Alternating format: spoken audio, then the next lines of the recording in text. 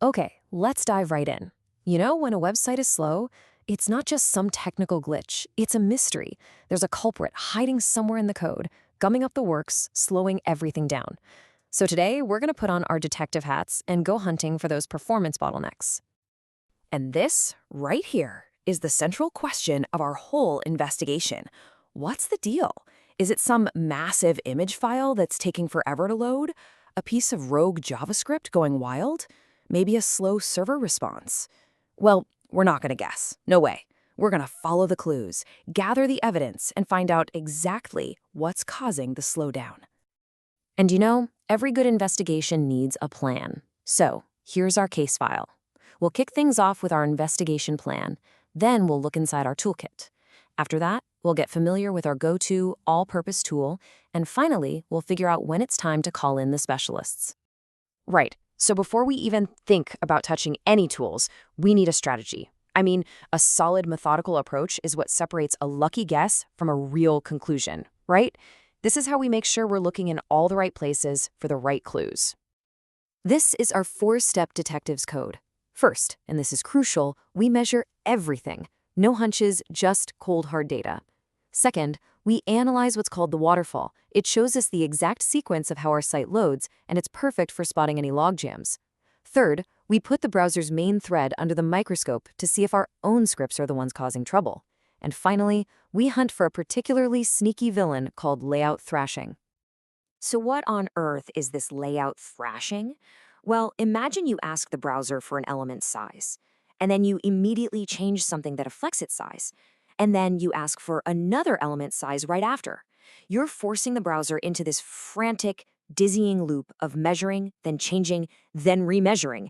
It is super inefficient and can grind your page to a halt. Our plan is designed to catch this culprit red-handed.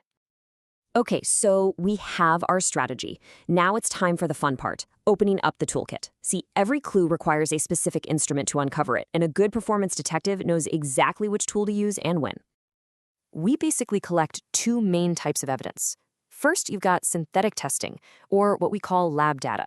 Think of this as running tests in a sterile, controlled laboratory. It's clean, it's repeatable, and it's awesome for catching bugs before they get out into the wild.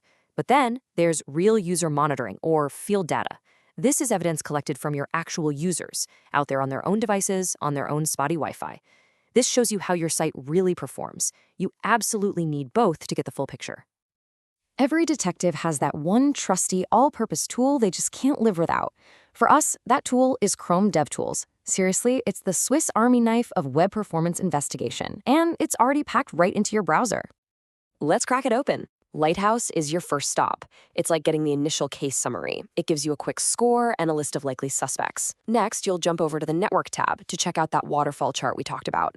That's where you can follow the trail of every single file being loaded. And for the really deep forensic analysis, you turn to the Performance tab. Man, that thing is a powerhouse where you can trace every single thing the browser is doing. And this quote just nails it. The Performance tab is where you find the smoking gun for those really tricky JavaScript issues. It records every task and draws this amazing visualization called a flame chart. And right there in that chart, you can literally see which functions are taking up the most time and blocking everything up, basically freezing your page. If you're serious about this stuff, mastering this tool is completely non-negotiable. Look, Chrome DevTools is incredible, but sometimes a case gets so gnarly you need to call in a specialist. These are tools designed for very specific jobs, giving you insights that you just can't get anywhere else. First up is WebPageTest. Think of this tool as having a global network of field agents. You can run tests from all over the world, on different devices, and super slow connections. But its killer feature has to be the film strip view. It shows you a frame-by-frame visual of your site loading. It's just a brilliant way to see how a user actually experiences the page load. Next, we bring in the experts on field data. Real user monitoring tools. Things like Datadog, New Relic, or Sentry. These are basically your surveillance cameras. They collect performance data directly from your users' browsers as they're using your site, giving you the most accurate picture of real-world performance you can possibly get. And finally, there's the Bundle Analyzer. This tool is like an X-ray for your code. It scans your final JavaScript files and creates this visual map that shows you exactly which libraries and modules are taking up the most space. It's perfect for finding those huge dependencies that are secretly bloating your site. So here's the crucial point. The big takeaway from all of this: you are no longer guessing. Between a solid plan, an amazing all-purpose tool like DevTools, and a team of specialists you can call on, you are fully equipped. You have a complete toolkit to track down and solve any performance mystery that comes your way. So now, the investigation is in your hands. You've got the strategy, you've seen the tools. The only question left is, where are you going to start? Which tool will you pick up to find that first critical clue? The case is yours to solve.